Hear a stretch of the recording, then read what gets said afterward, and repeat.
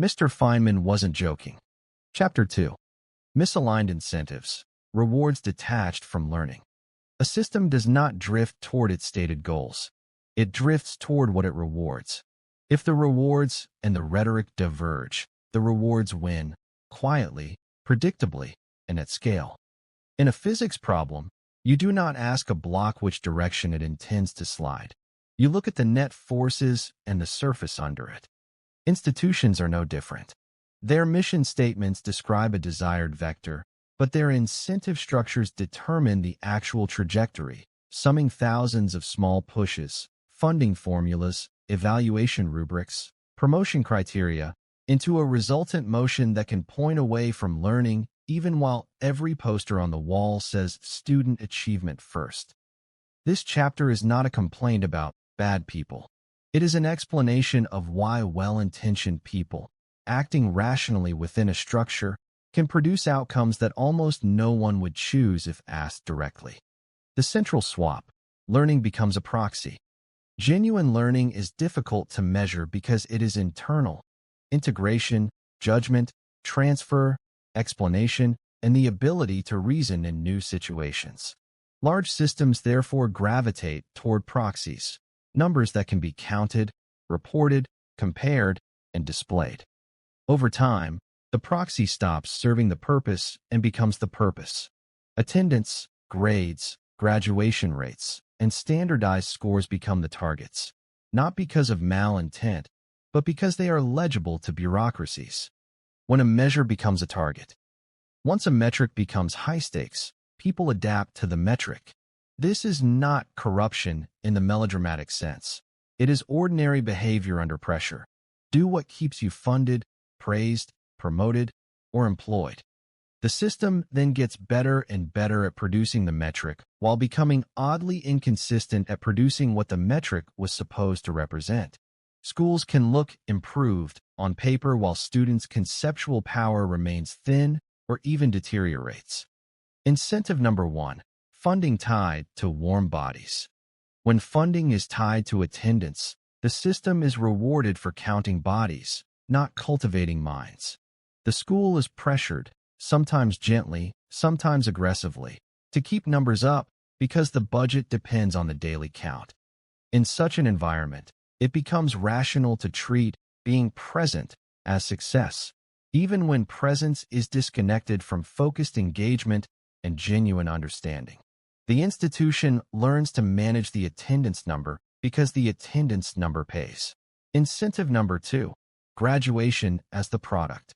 When funding, ratings, and public reputation depend on graduation rates, a diploma becomes an output the system must produce. The temptation is not merely to teach better, but to redefine passing, lower the friction, and reduce the number of students who can officially fail. That pressure can express itself in policy, minimum grades, no-zero systems, credit recovery shortcuts, and other mechanisms that prevent the metric from dropping. The public sees a rising graduation rate and assumes learning rose with it, even when the connection has been severed. Incentive number 3. Test scores as administrative oxygen. High-stakes testing regimes reward what can be tested cheaply and repeatedly, not what matters most. As soon as scores determine funding, sanctions, or careers, the curriculum narrows and instruction shifts toward the tested format. A predictable pattern follows. Score gains on the high-stakes instrument can coexist with flat or declining performance on broader measures, because the system is training test performance rather than conceptual mastery. The institution can claim success while the underlying intellectual product remains fragile. How the incentives cascade downward. Misaligned incentives do not stay at the top. They cascade from policy into administration, from administration into classrooms, and from classrooms into student psychology and family life. Principals are asked to raise scores, raise graduation rates, raise attendance, and avoid controversy, often simultaneously and without the freedom to change the underlying architecture. Teachers are then pressured to prioritize compliance and measurable outputs, because those outputs are what protect the school. Students learn the real lesson quickly. The goal is the grade, the points, the rubric, the credential. Curiosity becomes inefficient. Risk becomes dangerous. Independent thought becomes optional when performance can be engineered. Parents, often unknowingly, absorb the same logic and reproduce it at home. Rewards for grades, pressure for credentials, and a focus on outcomes over understanding. The system becomes self-replicating because it trains each generation to treat learning as something you do for an external payoff. Parent expectations, that wasn't in the book. Every teacher has received some version of the same urgent parent message. The test has been graded, the scores entered, and an email arrives requesting a conference. The parent is polite but firm. My child missed several questions on this test. That wasn't in the book. You can't test them on things that weren't in the book. On the surface, this sounds like an argument about fairness. Underneath, it reveals how deeply the anti-conceptual model has colonized adult expectations. For this parent, the book is not a resource. It is the entire universe of permissible thinking. If the child can repeat what the book said, and the teacher's slides match the book, then any question that asks the child to use an idea in a new context feels like moving the goalposts. Most striking of all is that this parent believes they are defending learning. They are not asking, does my child understand the idea well enough to use it on a problem they haven't seen? They are asking, did the test respect the contract of memorization? That contract is the one they grew up with.